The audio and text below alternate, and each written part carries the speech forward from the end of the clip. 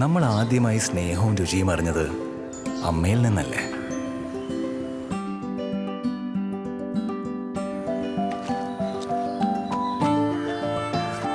ഭക്ഷണത്തിനൊപ്പം കരുതലും കൂടിയായിരുന്നില്ലേ അമ്മ ലഞ്ച് ബോക്സിൽ നിറച്ചിരുന്നത്?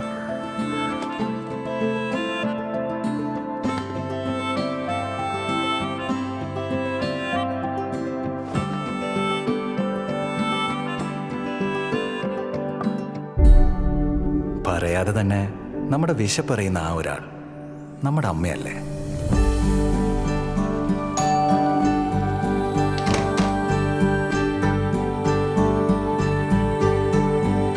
വർഷം എത്ര കഴിഞ്ഞാലും അമ്മയുടെ സ്നേഹത്തിന് ഒരേ പ്രായമാണ്.